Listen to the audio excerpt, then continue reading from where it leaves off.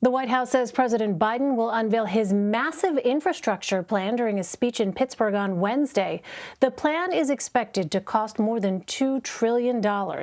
It is the president's next major legislative push following the passage of a $1.9 trillion coronavirus relief bill earlier this month. CBS News Chief White House correspondent Nancy Cordes pressed White House Press Secretary Jen Psaki for details about the proposal on Tuesday. Question about your infrastructure proposal being released tomorrow. Is it going to focus more on shovel-ready projects that could get underway right away, or is it focused more on projects that might take a couple of years to get started but could ultimately have a bigger impact? It's a great question, and I expect we'll have more to outline on how quickly things can happen once he delivers the speech tomorrow. But let me just say that the speech tomorrow is about making an investment in America. Not just modernizing our roads, our railways, our bridges, but building an infrastructure of the future. And Nancy Cordes joins me now from the White House. So, Nancy, what do we know about what is in the president's infrastructure plan?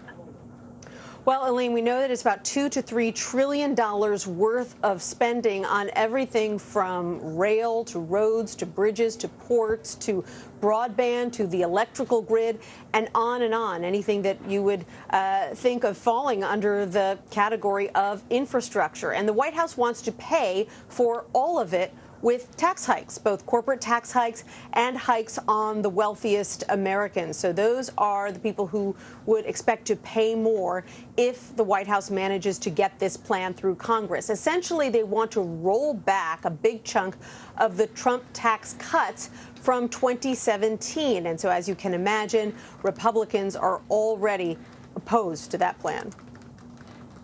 I mean, so Nancy, does the White House believe that congressional Republicans might get behind this plan? Well, look, infrastructure is something that is always incredibly popular on both sides. They know that their constituents understand it, that they want to have better roads, better bridges, better airports, rail, all the rest. The sticking point has always been whether you pay for it and how you pay for it. But what the White House is hoping is that this plan will be so widely popular that you'll have at least some Republicans on the margins who are willing to get on board because they know that it's something that their constituents want. And so this is a starting point of a negotiation.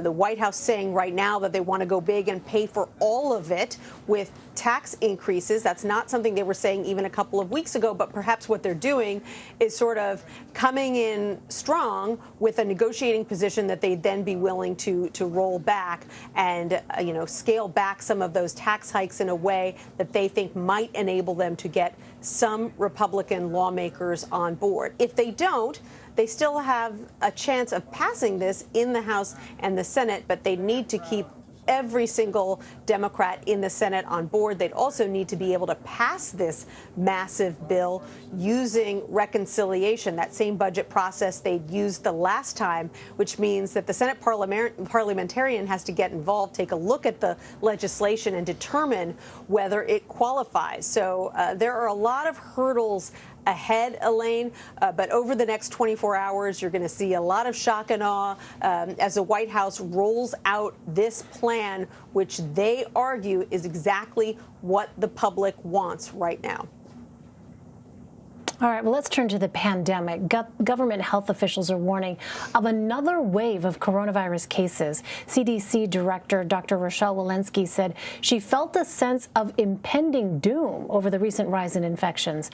What is the Biden administration doing to try and prevent another surge and increase the pace of vaccinations across the country?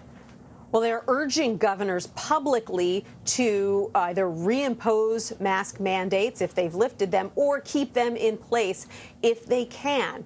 They are making the case that this is not the time to be easing restrictions. They're also asking governors, they held a phone call with them today, a lot of the top COVID officials here at the White House, urging them to let them know if there are particular COVID hotspots in their states where they're seeing a big spike in cases, because they want to be able to target where they send vaccine week after week. If there's a particular area area in a state that is seeing a spike in cases. They want to send more vaccines to that area. At the same time, we're seeing big increases in the amount of vaccine that's available every week. The White House now saying that about 200 million doses will have been shipped out by the end of March. And so they're telling these governors, look, hold on. If you just keep these restrictions in place for another month or so, we'll be in a very different position then than we are now. Finally, Nancy, President Biden also announced his first group of judicial nominees on Tuesday. What more can you tell us about his list? Well, this is a list that was clearly put together with an eye towards diversifying the federal bench, something that President Biden has said is a priority for him. So if you look at the list of 11 nominees that were announced today, there are 4 African-American women on the list. There's an Asian-American woman on the list and a man who would be the first Muslim-American federal judge in U.S. history. And the White House says they're just getting started, and that they've always wanted to get more African-American women in particular into federal judgeships, because this president has committed to someday putting an African-American woman on the Supreme Court. And while there are no vacancies right now, it certainly would help that cause if there were more African-American women among the ranks of federal judges. All right, Nancy Cortez at the White House. Nancy, thank you. You're welcome.